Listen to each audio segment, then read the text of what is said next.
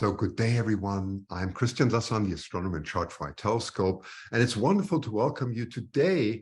It's all about radial velocities. I'd like to introduce our guest today, and in fact, it's Dr. Jack Lubin. Come in, Jack, from the University of Irvine, and he's just, so give him a round of applause. He's just completed his PhD, which is great. And he's got this wonderful t-shirt. Jack, you really, I mean, it's really great. Marvel.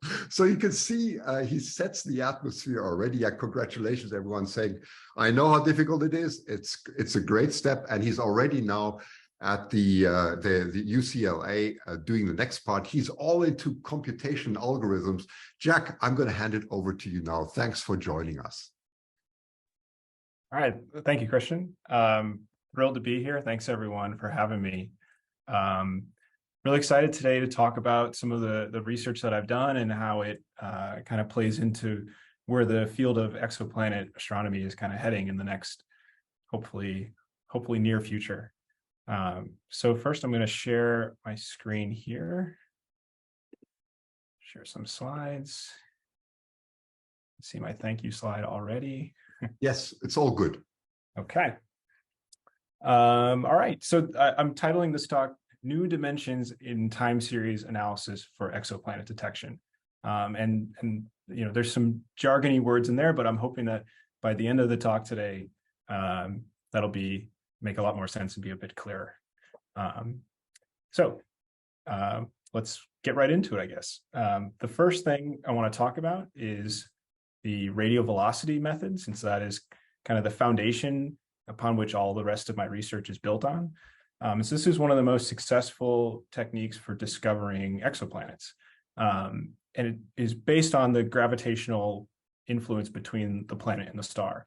So I've got this animation here.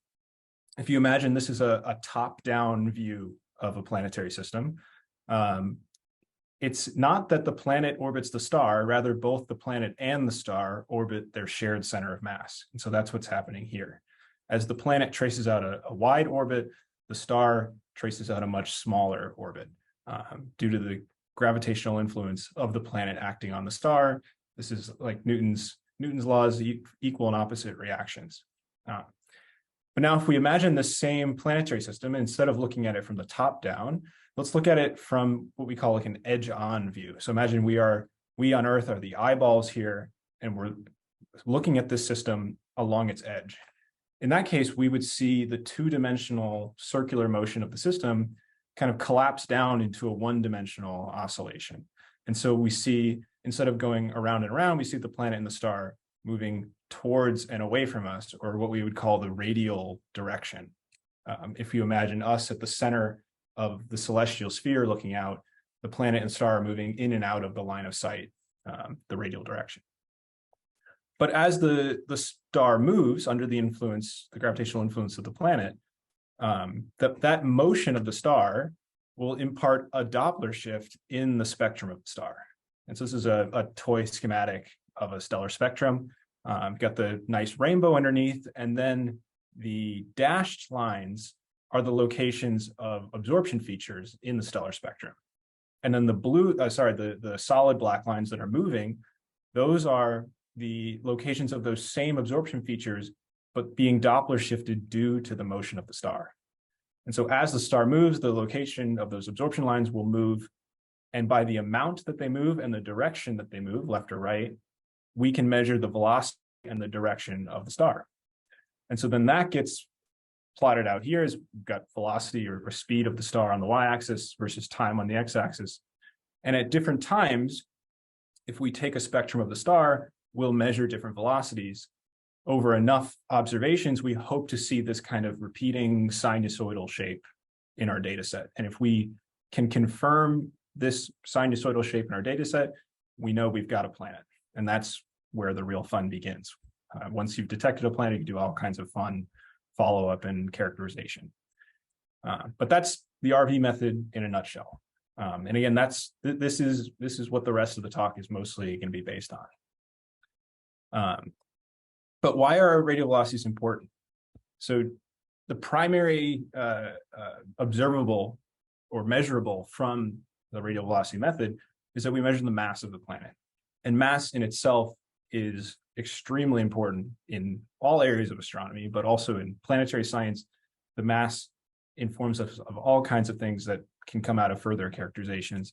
It can give us insights into atmospheres, insights into core to atmosphere ratios, tells us the kind of planet. Is it most likely to be a gaseous planet like Jupiter, or maybe a small rocky planet like the Earth? So mass is a really important figure. But the RV method also, I use the term, unlocks new populations of planets. And this is because, unlike the transit method, which is watching for a planet to pass directly in front of its host star, that requires a really precise geometric alignment between the host star, the planet, and us.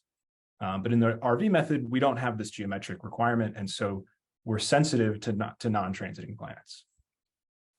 And lastly, because of this, RVs will be the primary tool that we use to find the planets that will then be directly imaged in the future great observatories that NASA and ESO are working on, in the next couple decades, perhaps. But the ultimate goal of these missions is to image an Earth-like planet around a sun-like star. But those Earth-like planets are going to need to be discovered by radial velocity data sets first. So that's a little background on why RVs are so important. But they're important. Okay, what is our current ability when it comes to detecting planets with the radial velocity method? So here I've got a plot of planet mass versus its orbital period, and I've color-coded the plots based on the discovery method. But even if these were discovered by transits later, they were followed up by radial velocities, and so that's how we have the mass of the planet. And in looking at this plot, there's very clearly like an edge to what we're capable of detecting. And this boundary is set by a couple different reasons. For example, the exoplanet field is only 30 years old, so we're not going to be finding planets that have orbital periods much longer than that. We just need more time to take more observations. That kind of sets the rightward boundary here. But the bottom boundary is set by how sensitive our instruments are. Smaller mass planets create smaller signals in radial velocity sets. And so if our instruments aren't capable of discovering smaller signals, we won't find smaller planets. What's maybe disheartening a little bit about the current state of our abilities is if you overlay our solar system planets onto this plot, you'll see that the only planet that we would be sensitive to, if we were, imagine we were an alien species with the same technology but observing the sun, the only planet we'd be sensitive to is Jupiter. And so while we would detect it, and that would be interesting, we'd be totally missing the other 7 planets in the system. And so we have a very partial view of what our solar system is like. And so that makes us wonder, what are we really probing the full scale of each of these solar systems that each of these dots represents? And the answer is definitely no. And while that's, again, disheartening, it's also very exciting. There's a lot of room out here for further discovery. And so one of the main goals of the RV field is to find a way to kind of push this line, make our detection sensitivities smaller so that we can detect longer period and smaller mass planets. And while this maybe sounds like a straightforward goal, of course, there's a lot that goes into it, and it's very difficult. But one of the primary reasons why it's hard to move this line is because of stellar activity. Stellar activity is this kind of catch-all term for magnetic phenomenon that occurs within the star itself. And unfortunately, the way that those phenomena present can mimic or mask planet signals. And so, for example, star spots are some of the most prominent forms of stellar activity. As a star spot travels around on the surface of a star, rotating in and out of view, a single absorption line will kind of wiggle as the spot comes in and out of view. And if you're not careful, that wiggling might be interpreted as a linear shift. And that linear shift is what we're looking for with planets. And so again, if we're not careful, a spot rotating on the surface, which the rotation period of the star has an inherent cycle that we might pick up on over and over again, we might get fooled into thinking that there's actually a planet here when instead it's just stellar activity. And so this can cause false positives or false negatives when we're detecting planets with the radial velocity technique. But this idea of the wiggling of the star, of the absorption line when a spot comes around, this is distinct from what we're looking for when we're looking for planets. So again, the star has this kind of wiggling aspect to it. This is inherently a quasi-periodic function. Like this comes and goes over some kind of time scale. Whereas with a planet, we're expecting the absorption line to shift linearly in space and to always be doing that. Anytime I sample the star, I should be sensitive to this linear shift because the planet is always in orbit. Whereas the activity kind of comes and goes over some various time cycles. For example, a spot on our own sun might live 3 or 4 rotations, times about 30 days for the sun to make a rotation. We're talking about 3 to 4 months for the signal to persist. Similarly, activity grows and decays in strength over the sun's 11-year solar cycle.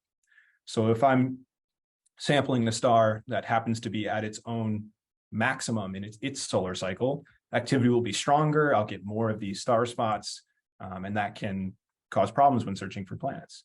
But the planet should always be there and should always be with the same strength.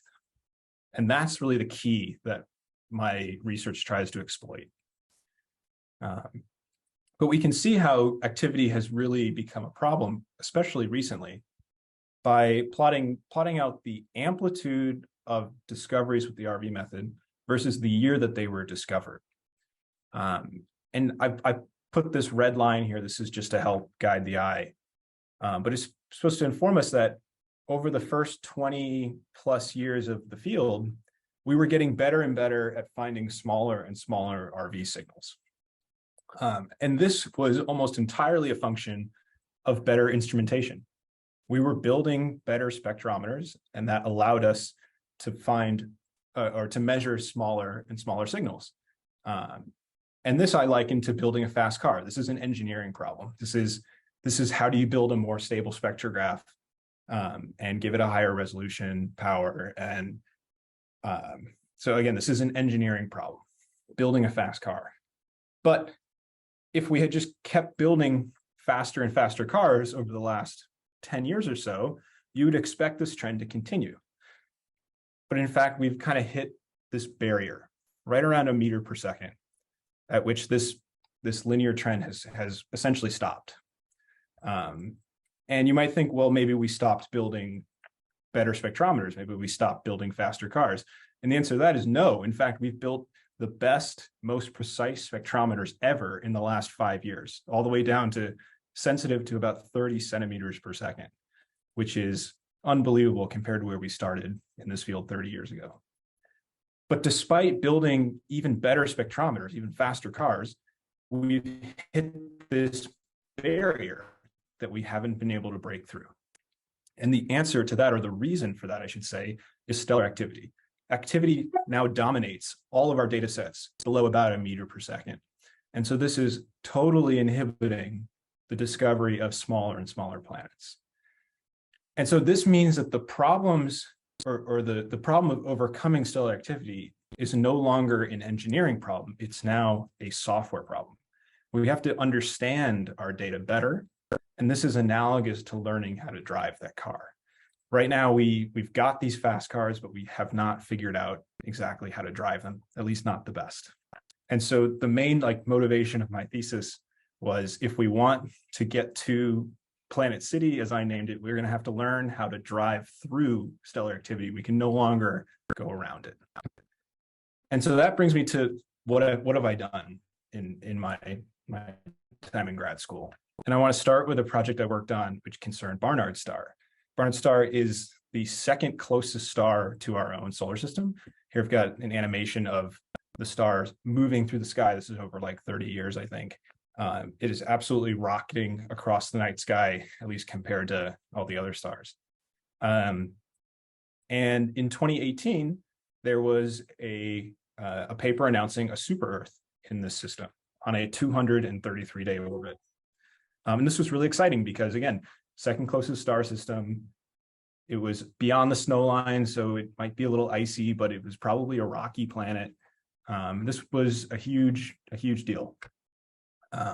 And this discovery came from this data set, about 23 plus years of radial velocities, which is an immense,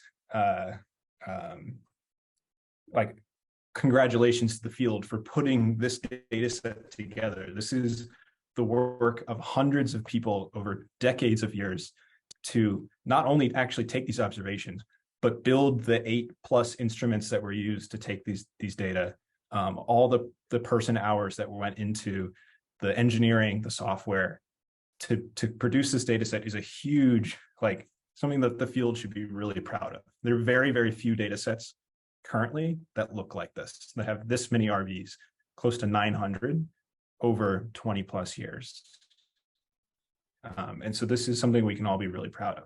But at the same time, this is something that we expect most of our data sets to start to look like over the next 20 years, because now we have all these instruments online. People are taking more and more data of more and more stars. Soon, most data sets will look like this, and that is really exciting on its own. But anyway, the team announced a super Earth planet on a 233-day orbit using this data set. And at the time, a team that I'm part of, the Habitable Zone Planet Finder team, or HPF, we added an additional 3 seasons of data to this. And we were taking these observations right as the planet was announced. And so that was really interesting. We said, okay, let's look at our data set and let's see if we find the planet signal. And so we did just that. These are the same data plotted again. And on the bottom, I have a generalized Lomskargel periodogram, which is a software tool that we use to find periodic signals in our data sets. So the way we read these is the y-axis is the power of a signal, or the strength of the signal, versus the period, the orbital period of the planet. And so taller peaks in the periodogram represent stronger signals in the data set. And I put a little green dashed line here at the proposed period of the planet discovery. And we can see that the strength of the periodogram is really not all that strong at this period. And so this was a little odd. We expected to see a signal at this period, but we didn't. And so that kind of started us off on a whole adventure here. But first, I want to talk a little more about periodograms and how they work. So imagine I have a data set. I cooked up this data set myself. There's a single planet in this data set. And I run a GLS, I get what's on the right. How does it actually compute the power spectrum, the Lomskargel periodogram of this data set? So what's happening under the hood is I'm taking like a test period. In this case, I've guessed 8.15 days. And I try to fit that test period to the data. And I'm creating a metric for how well the data then fits to that model. In this case, this is a very poor fit because the black points do not fall on the red line. And so this is a very low power period. So then I iterate up a little bit. I say, okay, what about 8.2 days? Well, now the data is starting to take some kind of form that looks like the red line, but still not fitting very well. And so this is also a very low power fit. But finally, if I choose the exact right period and I fold the data up to that period, now it all fits on that red line really nicely. This is a really high, strong detection of a periodicity. And so again, what essentially the GLS periodogram is doing is folding the data to a test period and then seeing how well it fits to a sinusoid, strictly a sinusoid, at that orbital period. And so that's going to be important for a little later down the road. So if we run a Lomskargel periodogram on the discovery data, that big data set, the plot that I showed a couple slides back, we can see that there is a strong peak, a high peak at 233 days. That's the proposed planet's period. But then when we add in our HPF data, we see that the 233-day peak, it does go up in strength relative to that blue line, which is the value from just the discovery set. So it does go up, but only by a little bit, which we would have expected it to go up more, considering that we added like 120 very high precision radial velocity to the data set. We would expect it to be stronger. But what's also interesting is that a signal at 75 days grows in strength quite a bit. And that's very interesting because 75 days is the first harmonic of the 145-day rotation period. It's about half the rotation period, the first harmonic. And that is a bit of a red flag to us, because when a signal that is associated with either the rotation period, in this case 145 days, or its first harmonic, in this case 75 days, if that grows in strength immensely, that is starting to make us think that a signal might be activity related, or related to maybe a star spot riding around on the surface of that star. And then what's even more interesting is if you take the rotation period, 145 days, and you add it in frequency space to a 1-year alias, you get an orbital period that's very close to the proposed planet's period. In fact, it's well within the uncertainties of the rotation period that you'd get 233 days on the nose. And so that is very worrying, or at least worthy of further investigation, because we might have what we call an alias on our hands. So now I have to ask the question, what is an alias? Well, an alias is, imagine I've cooked up another data set. There's very easily by eye, you can draw a sinusoid through this data set. And you'd be right, this line fits the data very well. But an alias is when there's a second signal, second orbital period that fits the data equally well. And that without taking any additional data, there is no way for you to tell which is the true orbital period. They're aliases of each other. And so that's what we think might have happened here. We think the rotation period, along with a 1-year alias, might have presented itself as a planet. And that's what we want to investigate further. So to do that, we split the data up into roughly thirds in terms of the number of RVs in each bin. And we computed a periodogram, first on the RVs in the top in black, and then on what we call the calcium H and K S values. This is a particular feature in the spectrum that is known to be very sensitive to activity. And so we expect that a time series of these S values should trace the rotation period of the star, whereas the RVs should trace, hopefully not the rotation period, but maybe, but also planets. So in the black, we should see planets. In blue, we should see activity. And I've also added a couple vertical lines, 145 days, which again is the rotation period of the star, and 233 days, which is the proposed planet orbit. And so if you take all the data from before 2011 and you create a periodogram for each of these two metrics, you'll see that in the black, there's not really any signal at 145 days. And there's a small signal at 233, that's okay. And then in the blue, the tallest peak is at the rotation period, 145 days. And that's exactly what we would expect. But then if you take the data in a 3-year time span from 2011 to 2013, now you see that in their RVs in black, there's a strong signal at 233 days, the proposed planet period. But in the blue, there's also a very strong period at 233 days. And in fact, in the blue, there's also no power at the 145-day rotation period. So this is a smoking gun in some sense, that the activity signal, we would expect the blue here to have a peak at 145 days. Instead, it's exhibiting at 233 days, which again is that known alias of the rotation period. And at the same time, the RVs are picking up on that same signal. So we think that then the RVs are actually tracking an activity signal. And this is further supported by the fact that if you take the final third of the data, which actually has the most number of RVs and has the highest quality RVs, these are the newest instruments, the best sensitivity. There is essentially no signal at either 145 days or the rotation or the proposed planets period that's in the RVs. There's very little signal at either of those, and the activities are dead quiet. There's nothing happening in activities. So we think from looking at this progression, we think that in the 3 years between 2011 and 2013, for reasons that we can't fully explain, the star got much more active. That activity was sampled incorrectly, and that led to an alias at 233 days, which was picked up by the RVs and then, unfortunately, assigned to be a planet. So we think we've narrowed down the activity, the signal in this data set to be activity within a 3-year time window. And that's really interesting.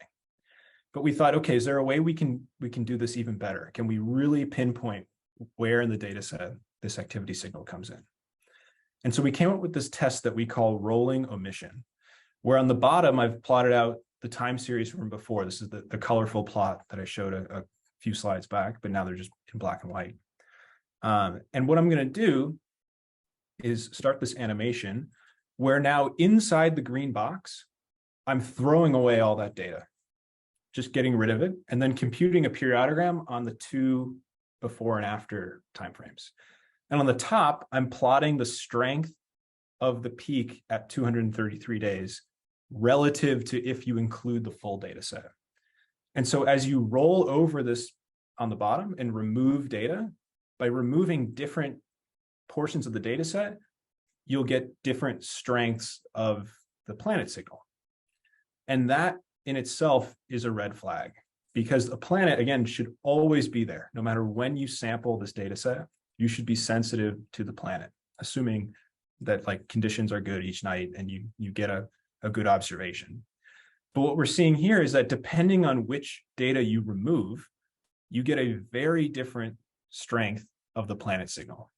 And in fact, when you remove the exact 3 years that we said contain the activity signal, that's the green line in the middle there, which, sorry, now just reset. When you remove those exact 3 years, you basically bottom out the signal entirely. There's no planet signal in those 3 years. It's going to come up again here, right at when the green line appears. That is the exact portion of the data set that matches what we removed earlier, right here. So now we're at the bottom. And again, as we roll later, as we exit this portion of the data set and start to include it back into our periodogram calculation, the strength of the signal recovers. So we're starting to add back in portions of the data set that contain the signal, and we're seeing that in the strength of the periodogram. And then what's even more interesting to me is right about here with the red line. This represents the first data point of the newest and best instrument in this data set. As you remove those data, the strength of the signal gets even stronger than if you had included it, which to me says that removing this new data, this really great new data, you're only removing white noise. You're not removing any planet signal. And that in itself is a huge smoking gun in this case. And so ultimately, the conclusions of this paper was that the proposed planet is a false positive due to a rotation period alias. And for this work, I got a very small, I actually only noticed this last week, a very small note on the Wikipedia page for Barnard star saying that work in July of 21 has refuted the existence of this planet. So that one sentence is the whole kind of spark notes to what I spent months and maybe a year working on. Some people will say, whoops, I didn't want to do that. So we will say that we, quote unquote, killed the planet. We don't like to refer to it that way. It was never the intention, our intention to claim this is a false positive. It was, we got into this project, or I should say, I got into this project out of an interest of studying stellar activity. And along the way, the planet kind of got wrapped up in the mess of it all, if you will. But yeah, the main conclusion of our paper was that this is a false positive detection, which is unfortunate because, again, I didn't come to graduate school to kill planets, quote unquote. I came to find planets. I want to find more planets. And so this, again, was just an unfortunate byproduct of this study. But one thing that the study really got me thinking about was, how do you find these time localized signals? Again, planets should always be there. Activity signals should come and go. So how do you identify the ones that come and go? And that then spun into what became the main chapter of my thesis. The main tool that we can use to distinguish between these two functional forms is what we call the decay lifetime, or it's sometimes called the apodization timescale. It's the lifetime of the signal. This signal on the right, grows and decays away over maybe a couple hundred days, whereas the planet signal, again, should always be there. So if you can measure the lifetime of a signal and determine it to be less than a couple hundred days versus a couple thousand days, then you can start to say, is this a planet or is this activity? And so the main project that I worked on at the end of my thesis was trying to find a way to more accurately and quickly determine the decay lifetime of signals in our RV data sets. And this had been done before. This is not necessarily a new thing. However, the ways that this had been done before were both very slow and computationally expensive, and sometimes too flexible. Sometimes if you are not careful, the software could kind of eat up your planet signal in addition to your activity signal, and that we don't want that either. So my advisor and I looked at each other and we said, there's got to be a better way. How can we do this better? And we came up with what we have now named LEA, which stands for the L1 apodized periodogram.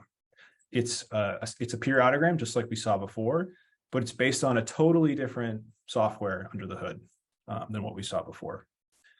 The idea is, the idea behind an L1 periodogram is that we have a functional form on the left side here, and maybe that function is sampled at some amount of times. And then on the right, we have a dictionary of functions. This dictionary contains maybe many thousands of different functions, and a few number of them, a very relatively small number of them, if you pick out the right ones and combine them, you should recreate the function on the left. And so the key is picking out the right functions from the dictionary, combining them in the right way, and then you recover your signal. And this is totally different than what we saw before with the GLS periodogram. Remember, the GLS does one period at a time. It folds the data and tests how well the data fits to the sinusoid that you've folded to. The L1 finds all signals at once because it's picking out all these different entries from your dictionary of functions. So it's finding all signals at once, and it's finding their amplitudes, their RV amplitudes, which is a physical parameter, whereas the GLS periodogram returns this amorphous power term, which has no physical connection. The only way in which they're really connected is that they both find periodicities in your data set.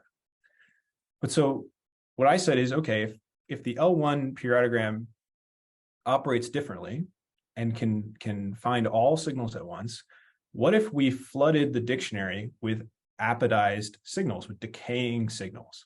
And we told the solver, instead of just looking for strictly sinusoids, also look for decaying functions and test their strengths.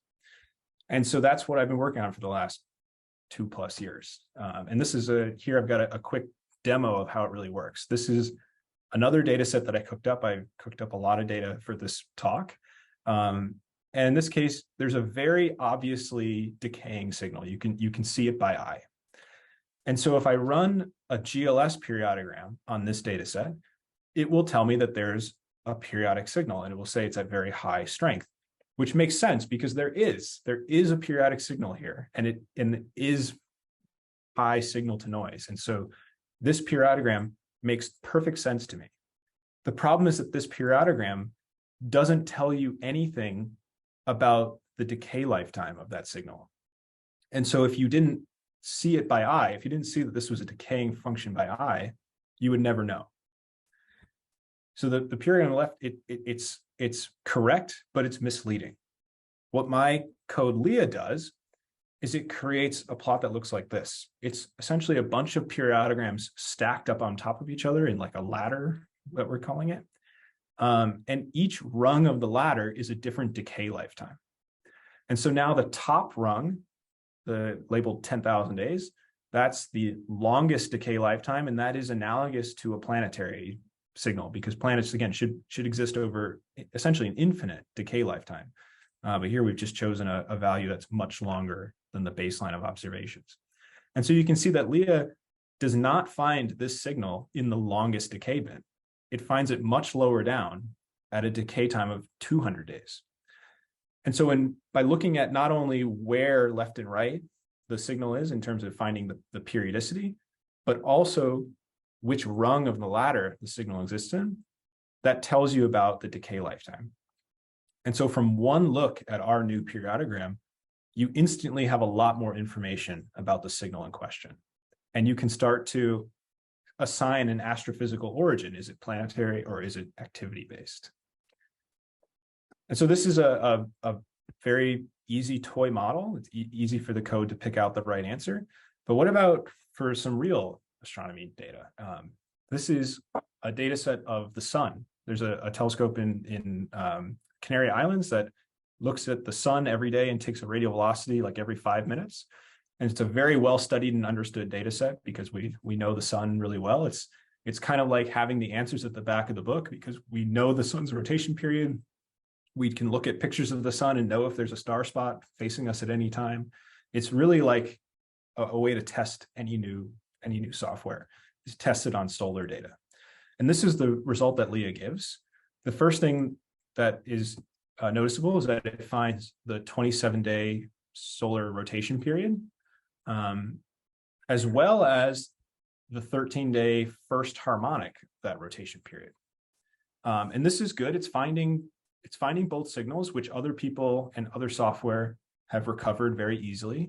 It's also finding them as partially decaying, which is good because other people have found that as well.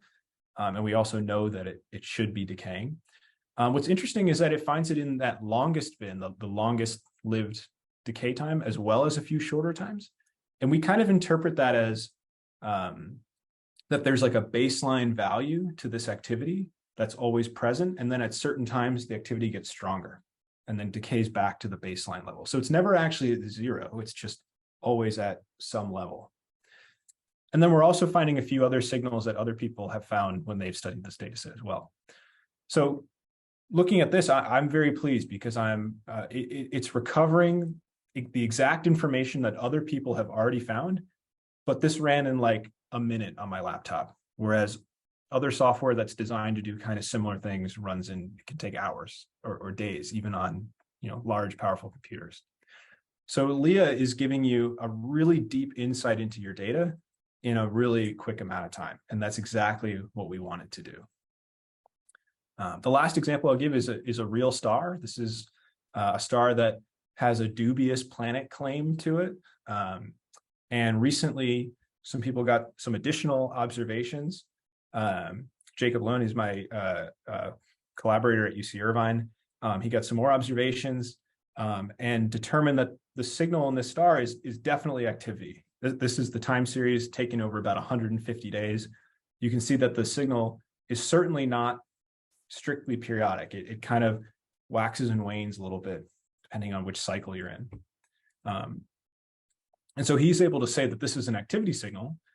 However, this data set, which is the same star taken over about a 10-year period with a different instrument, where's the decaying signal in here? You cannot see it by eye. No, nobody can.